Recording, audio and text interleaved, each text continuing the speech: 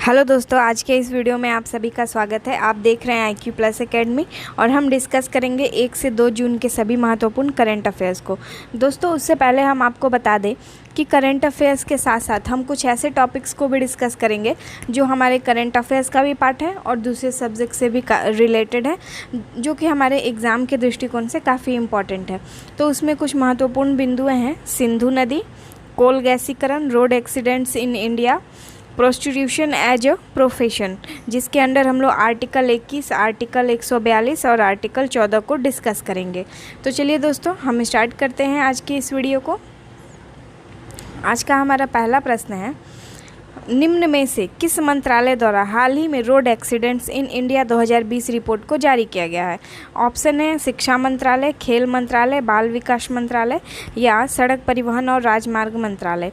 तो दोस्तों, यहाँ राइट आंसर है ऑप्शन नंबर डी, यानी सड़क परिवहन और राजमार्ग मंत्रालय के द्वारा हाल ही में road accidents in India report को जारी किया गया है। हम आगे देखेंगे कि इस रिपोर्ट में बताया गया कि 2019 की तुलना में 2020 में सड़क हादसों में कमी आई है। कितने प्रतिशत की कमी आई है? तो 18.46% की कमी आई है। और आगे हम लोग देखते हैं दोस्तों, यहाँ हम देखेंगे कि सबसे घातक दुर्घटनाओं में से हमारे देश में 1,20,806 दुर्घटनाएं हुई हैं, जिसमें से राष्ट्रीय राजमार्ग पे 43,412, राजमार्गों पे 30,171 और अन्य सड़कों पे 47,223 सड़क दुर्घटनाएं हुई हैं। इसमें सबसे एक गंभीर बात देखी गई कि इसमें सबसे अधिक युवा पीढ़ी ही चपेट में आ रही है, यानी सड़क दुर्घटनाओं के चपेट में युवा पीढ़ी ही सबसे अधिक आ रही है। हम आगे देखते हैं कि राजमार्गों पर सबसे ज़्यादा दुर्घटनाएं तमिलनाडु में हुई है। उसके साथ ही सड़क हादसों में मरने वालों की संख्या सबसे ज़्यादा उत्तर प्रदेश में है और इसके अलावा महाराष्ट्र, और तीसरे नंबर पे है मध्य प्रदेश, फिर कर्नाटक और राजस्थान। आगे देखेंगे, रिपोर्ट के अनुसार सबसे अधिक दुर्घटना की गंभीरता दर्ज की गई है, तो वो मिजोरम में की गई है, फिर बिहार है और फिर पंजाब है।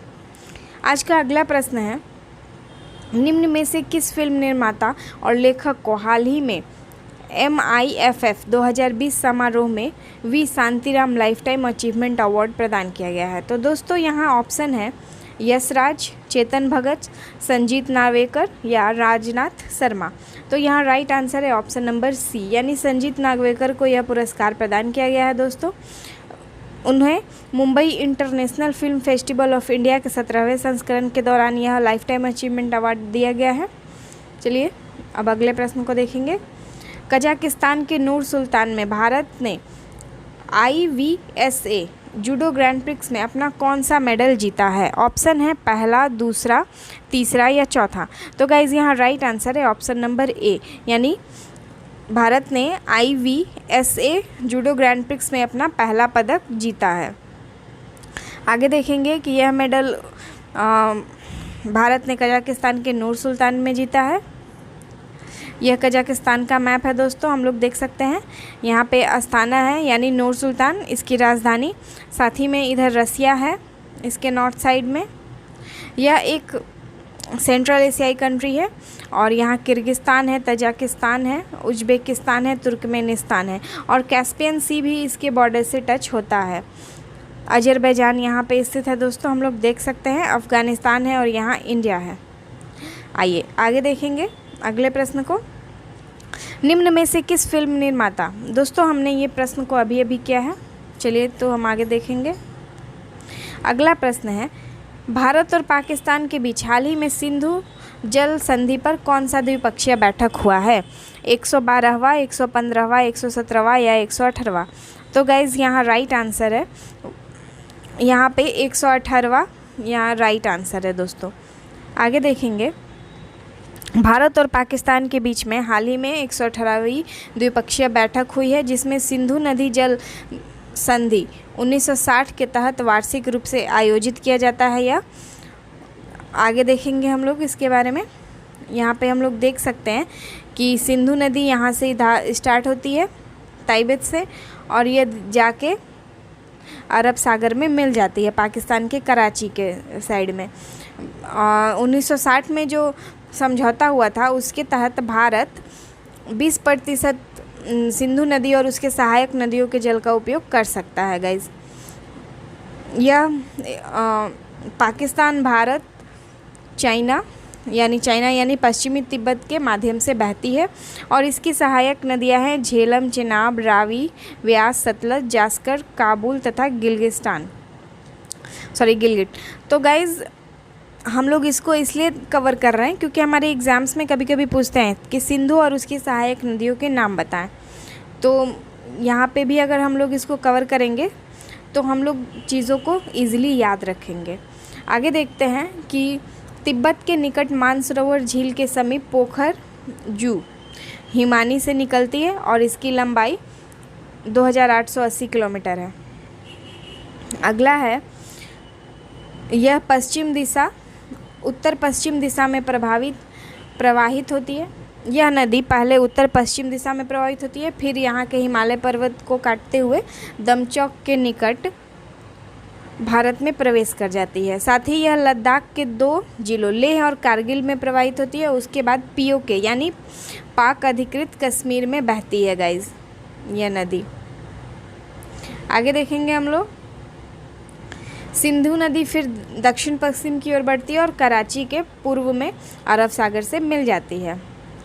अगला प्रश्न है, 1 जून को विश्व भर में कौन सा दिवस मनाया जाता है? ऑप्शन है अंतर्राष्ट्रीय बाल दिवस, विश्व दुग्ध दिवस, दोनों या इनमें से कोई नहीं। तो गाइज ऑप्शन नंबर सी इसका राइट आंसर है, यानी 1 जून को अंतर्राष्ट्रीय बाल दिवस के साथ साथ विश्व दुग्ध दिवस भी मनाया जाता है। हम देखेंगे कि रसिया में अंतर्राष्ट्रीय रक्षा बाल दिवस को पहली बार मनाया गया था 1949 में। साथ ही विश्व दुग्ध दिवस 2001 में पूरे विश्व में पहली बार मनाया गया था। अगला प्रश्न है, दक्षिण कश्मीर के रेडियो जॉकी उमर निसार को किसके द्वारा प्रतिरक्षण चैंपियन पुरस्कार से सम्मानित किया गया है? ऑप्शन है यूनेस्को, विश्व बैंक, बैंक ऑफ इंडिया या यूनिसेफ। गाइज यहाँ राइट आंसर है ऑप्शन नंबर डी, यानी उमर निसार को यूनिसेफ के द्वारा सम्मानित किया गया है। इनको क्यों सम्मानित किया गया है? तो इन्होंने कोविड-19 महामारी के दौरान दर्शकों तक पहुंचने में काफ़ी जागरूकता प्रदान की थी। अब हम अपने अगले प्रश्न को देखेंगे, किस राज्य के मुख्यमंत्री के द्वारा आयु ऐप की शुरुआत की गई है? ऑप्शन है राजस्थान, कर्नाटका, केरला या तमिलनाडु। तो गाइज़ यहाँ राइट आंसर है ऑप्शन नंबर 2, यानी कर्नाटक के द्वारा अभी आयु ऐप की शुरुआत की गई है। गाइज़ अगर आपको वीडियो अच्छा लगता है तो प्लीज़ आप इसको लाइक करें और अपने दोस्तों के साथ भी शेयर करें। गाइज़ लाइक करने में ज़्यादा टाइम नहीं लगता है, तो प्लीज़ आप लोग ज़रूर लाइक करें।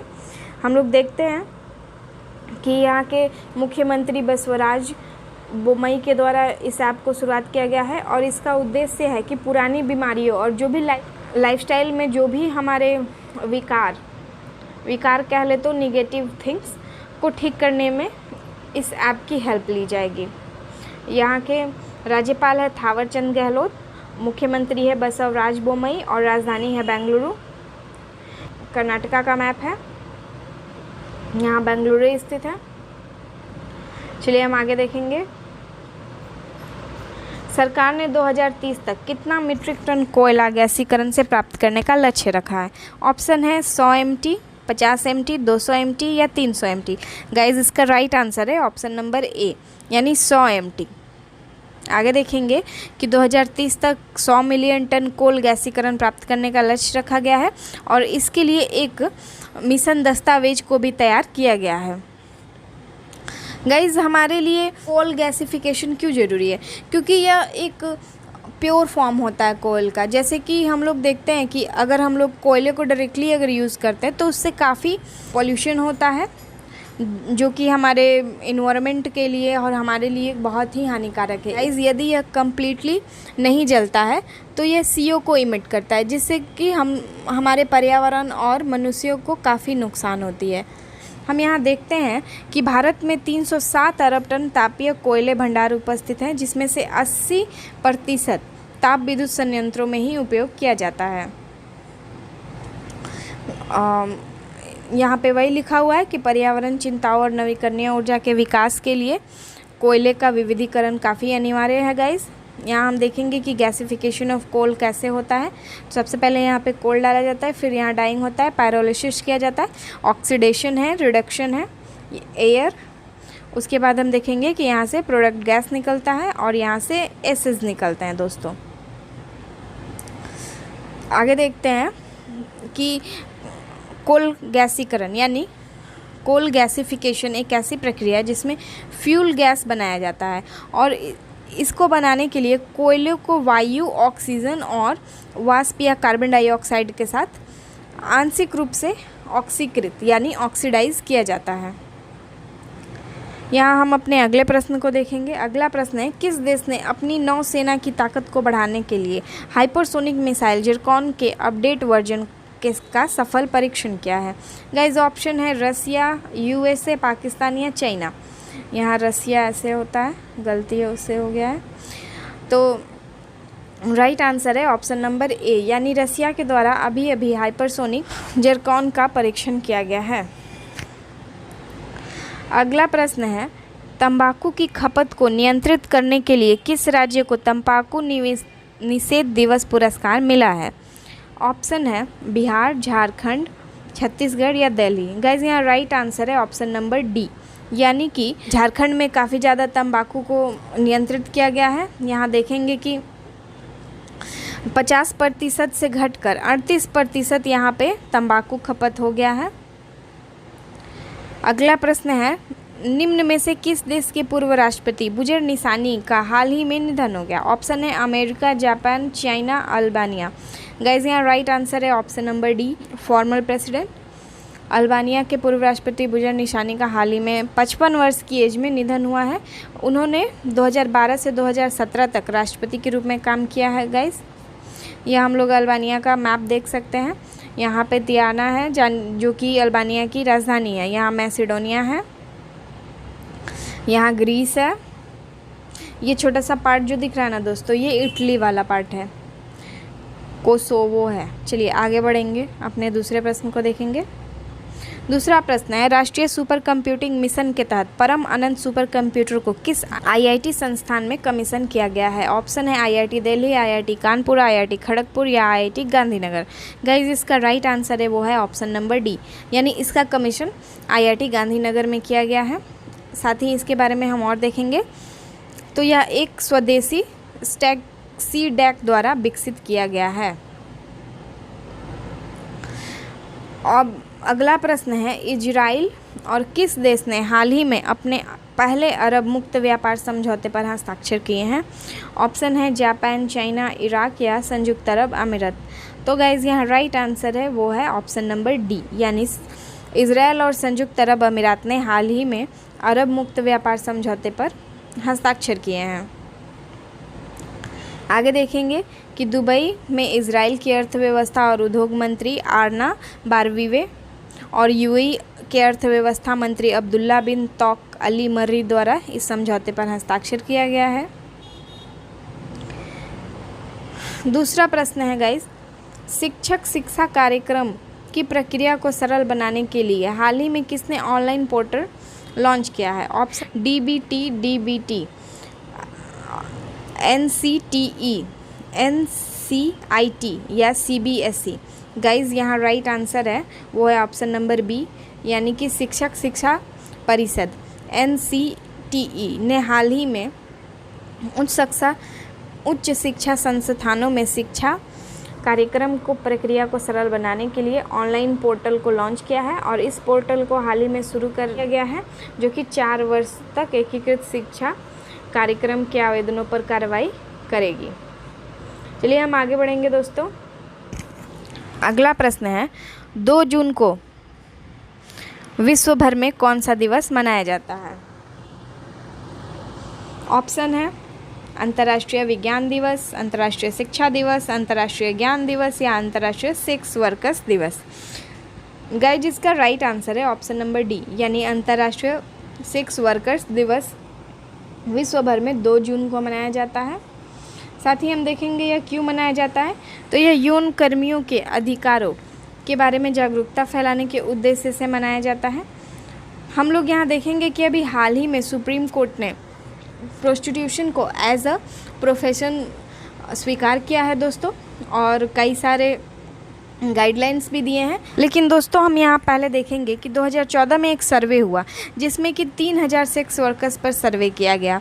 इसके मुताबिक लगभग 50% महिलाओं ने ये माना कि पुलिस उनके साथ एक अब्यूजिंग लैंग्वेज का यूज़ करते हैं, अच्छा व्यवहार नहीं करते हैं। साथ ही 35% महिलाओं ने यह माना कि पुलिस ने उन्हें पीटा है, बाल खींचा है, और उसके अलावा पुलिस ने उन्हें धमकाया है। यही कारण है कि सुप्रीम कोर्ट ने संविधान के अनुच्छेद 142 के तहत अपने विशेष अधिकारों का यूज़ किया है और इसके तहत बहुत सारी गाइडलाइंस दी है। हम लोग यहाँ देखेंगे कि पुलिस ने 20% सेक्स वर्कर्स को रिश्वत देने पर भी मौजूद। आगे देखेंगे दोस्तों, संविधान के आर्टिकल 142 का इस्तेमाल करते हुए सुप्रीम कोर्ट ने 19 मई को सभी राज्यों और केंद्र शासित प्रदेशों में सेक्स वर्कर्स के पुनर्वास पर 2011 में अदालत द्वारा नियुक्त किए गए पैनल की कुछ सिफारिशों को लागू और कड़ाई से पालन करने का निर्देश दिया है। साथ ही सुप्रीम कोर्ट ने कहा है कि महिलाओं को कानून के तहत सम्मान और सुरक्षा के हकदार हैं। सुप्रीम कोर्ट ने इस पर यह भी फैसला सुनाया है कि जो सेक्स वर्कर्स के बच्चे होते हैं ना, उनको भी एक अच्छा लाइफस्टाइल मिल सके, इसलिए उनको अपनी माँ से अलग इस आधार पर नहीं किया जा सकता है कि वो सिर्फ एक सेक्स वर्कर है। अगर कोई एक वयस्क वेश्यालय में इस आधार पर पाया गया हो कि वो सिर्फ ऐसे ही रह रहा है, तो पुलिस उस पर कार्रवाई कर सकती है। लेकिन अगर कोई भी सेक्स वर्कर उसके ऊपर ऐसा क्लेम करता है कि वो मेरा बच्चा है, तो अगर उस पर हम लोगों को सेटिस्फाइड होना है, उसकी पुष्टि करनी है, तो उसकी जांच भी की जा सकती है, जैसे DNA टेस्ट वगैरह से।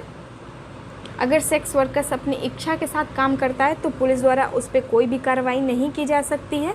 और साथ ही यह माना गया है कि ऐसा ज़रूरी नहीं है कि सेक्स वर्कर्स के साथ ज़बरदस्ती ही काम कराया जाता है। बहुत सारी सेक्स वर्कर्स अपने इच्छा के अनुसार भी काम करती हैं। यहाँ पर देखेंगे कि आपराधिक कानून सभी मामलों में आयु और सहमति के आधार पर समान रूप से लागू होने चाहिए। यानी कि सुप्रीम कोर्ट ने यह कहा है कि अगर वो कम आयु की हैं और कहती हैं कि मैं इसके लिए खुद अपनी सहमति से कर रही हूँ, तो पुलिस इस पर कोई कार्रवाई नहीं कर सकता है, उन्हें नहीं पकड़ सकता है, ज़बरदस्ती उन्हें परेशान नहीं कर सकता है। साथ ही हम देखेंगे कि सुप्रीम कोर्ट ने यह भी कहा कि आर्टिकल 21 जो कि हमें हमारे जीवन जीने से संबंधित है दोस्तों, उसका उपयोग किया है यहाँ सुप्रीम कोर्ट ने, और कहा है कि सभी व्यक्ति को उसके जीवन जीने को स्वतंत्रता से अधिकार दिया गया है। यानी हमें पूरी आज़ादी से अपने जीवन जीने का अधिकार दिया गया है, और उसमें सेक्स वर्कर्स से लेके जितने भी पर्सन हैं सभी शामिल है, सारे प्रोफेशन शामिल है। इसलिए सेक्स वर्कर एक सम्मानपूर्ण जीवन जी सकती हैं। आगे हम देखेंगे कि सेक्स वर्कर को अगर गिरफ्तार किया जाता है, परेशान किया जाता है, तो ऐसा बिल्कुल ना किया जाए आगे से। और वे अगर अपनी इच्छा से सेक्स वर्क कर रही हैं तो वह उन्हें किए देना चाहिए, और वेश्यालय चलाना एक गैरकानूनी काम है, ऐसा सुप्रीम कोर्ट ने कहा है। गाइज़, हम यहाँ अनुच्छेद 142 देखेंगे जिसका इस्तेमाल करके सुप्रीम कोर्ट ने यह निर्णय दिया है। यह अनुच्छेद न्यायालय को विवेकाधीन शक्ति प्रदान करता है, यानी सुप्रीम कोर्ट को विवेकाधीन की शक्ति, यानी वो अपने सोच विवेक से कोई भी निर्णय ले सकता है। इसमें कहा गया है कि वह एक ऐसा आदेश दे सकता है जो उसके समक्ष लंबित हो, यानी काफ़ी टाइम से चल रहा हो या कई मामलों में न्यायालय में पूर्ण करने में सक्षम नहीं हो, तो गाइज़ यहाँ पे वह यूज कर सकता है। साथ ही में आर्टिकल 14 को भी देखेंगे क्योंकि सुप्रीम कोर्ट ने इस आर्टिकल का भी जिक्र किया है। कभी कभी प्रश्न वहाँ से भी बन जाते हैं जहाँ से कोई ऐसे वर्ड से भी बन जाते हैं जिससे कि सुप्रीम कोर्ट या फिर किसी भी मंत्री, प्रधानमंत्री ने उसका यूज किया हो दोस्तों।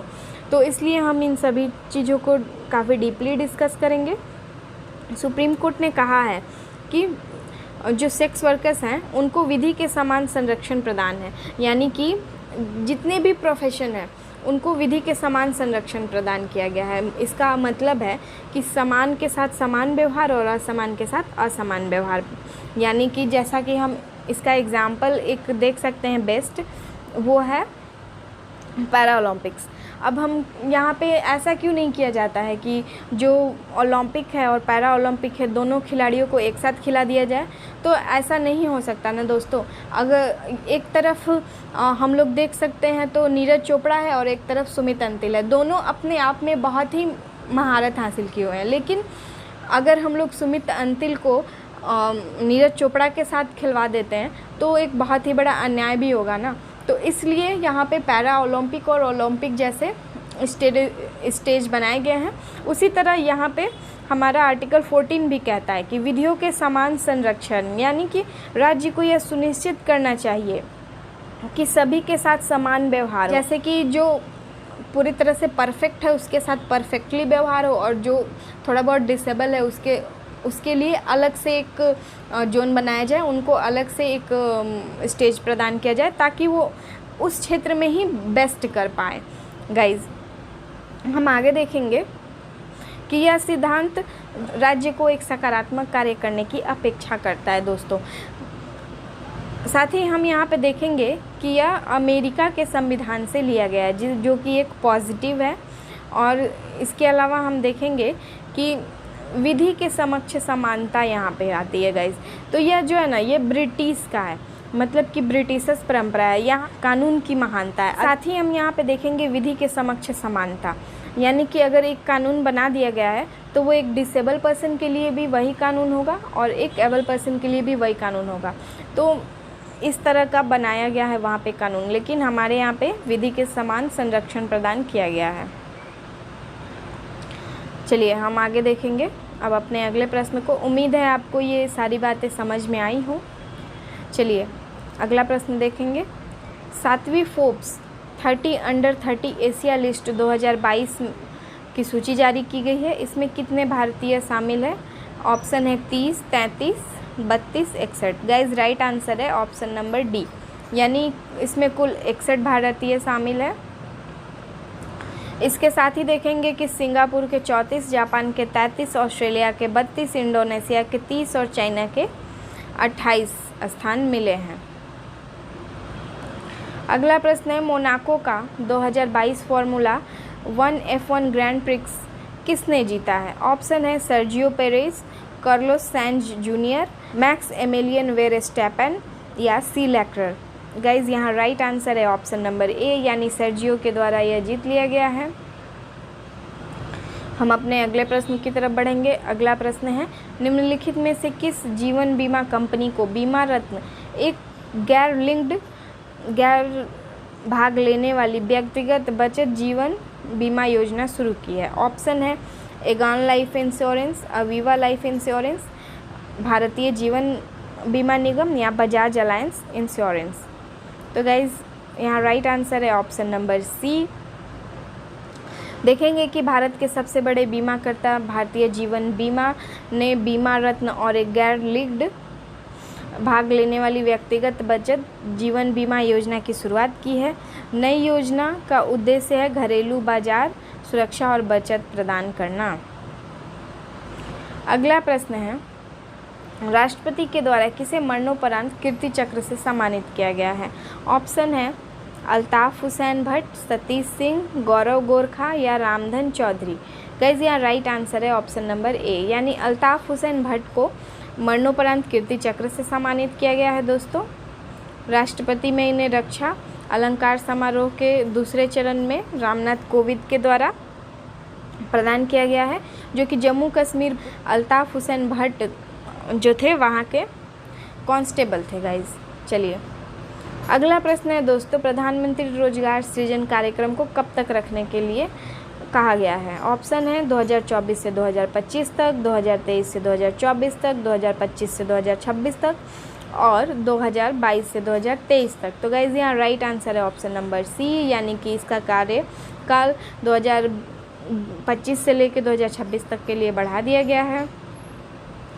आगे देखेंगे कि पहले इसको 2021-22 तक ही रखा गया था, लेकिन अब इसको बढ़ाकर 2025 तक 26 तक कर दिया गया है और इसमें लगभग 13,554 करोड़ रुपए खर्च किए गए हैं। अपने अगले प्रश्न को देखेंगे, नवीनीकृत जैव विविधता नीति 2022 किसके द्वारा लॉन्च किया गया है? तो ऑप्शन है सेल, गेल, एनटीपीसी, ओएनजीसी। गाइस यहाँ राइट आंसर है ऑप्शन नंबर सी, यानी एनटीपीसी के द्वारा नवीनीकृत जैव विविधता नीति 2022 को शुरू किया गया है। हम देखेंगे अपने अगले प्रश्न को दोस्तों। यहाँ पे उससे पहले हम देखते हैं कि इसकी स्थापना 1975 में हुई है और 2018 में जैव विविधता जारी करने वाला पहला सार्वजनिक उपक्रम एनटीपीसी ही था। अगला प्रश्न है, हाल ही में जारी कौन सा देश FIH वर्ल्ड रैंकिंग में प्रथम स्थान पे है? ऑप्शन नंबर है नीदरलैंड, ऑस्ट्रेलिया, नॉर्वे या बेल्जियम। गाइज यहाँ राइट आंसर है ऑप्शन नंबर ए और बी। ए और बी यहाँ दोनों राइट है गाइज। हम देखेंगे कि इसमें नीदरलैंड्स और ऑस्ट्रेलिया दोनों ने टॉप किया है। यहाँ पे ए एंड बी होना चाहिए।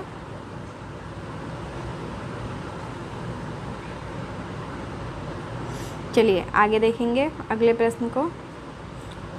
नई रैंकिंग में पुरुषों और महिलाओं की श्रेणी में ऑस्ट्रेलिया 2842.258 और नीदरलैंड्स 3449.495 शीर्ष पर है। पुरुषों की श्रेणी में नीदरलैंड्स ने भारत को तीसरे स्थान से हटाकर अपना स्थान बना लिया है। वहीं अगर भारत का रैंकिंग देखें तो एक स्थान यह नीचे फिसल गया और अभी चौथे स्थान पर काबिज है। चलिए आगे पढ़ेंगे अगला प्रश्न और आज का अंतिम प्रश्न है, हाल ही में कौन सा राज्य शिक्षा मंत्रियों की 2 दिवसीय बैठक की मेजबानी कर रहा है? ऑप्शन है गुजरात, महाराष्ट्र, दिल्ली, ओडिशा। गाइज जो यहाँ राइट आंसर है वो है ऑप्शन नंबर ए, यानी गुजरात के द्वारा अभी हाल ही में शिक्षा मंत्रियों की 2 दिवसीय बैठक की मेजबानी की जा रही है। हम देखेंगे कि इसका आयोजन 1 जून 2022 से गुजरात में हो रहा है। केंद्रीय शिक्षा मंत्री धर्मेंद्र प्रधान जी के साथ अन्य केंद्रीय मंत्री और राज्य केंद्र शासित प्रदेश के शिक्षा मंत्री भी इसमें भाग लेने वाले हैं। और यह नई शिक्षा नीति यानी नेप, न्यू एजुकेशन पॉलिसी 2020 के कार्यान्वयन पर ध्यान केंद्रित करता है। तो हम देखते हैं आने वाले समय में कब तक हमारे देश में न्यू एजुकेशन पॉलिसी 2020 को लागू किया जा सकता है, ताकि हमारे देश के सभी युवाओं का जो भविष्य है वो उज्जवल हो सके, सभी बच्चों को एक अच्छा गुणवत्तापूर्ण शिक्षा प्राप्त हो सके। क्योंकि दोस्तों सबसे इम्पॉर्टेंट अगर किसी के लाइफ में कोई चीज़ होती है ना तो वो शिक्षा होती है। तो देखते हैं आने वाले समय में क्या होता है। चलिए दोस्तों, हमें यह ज़रूर बताइएगा कमेंट करके आपको ये आज का सेशन कैसा लगा। हमारे वीडियो को ज़रूर लाइक करिए, आपके लाइक करने से ही हमें सपोर्ट मिलता है। साथ ही इसे अपने दोस्तों के साथ शेयर भी करें। थैंक यू दोस्तों।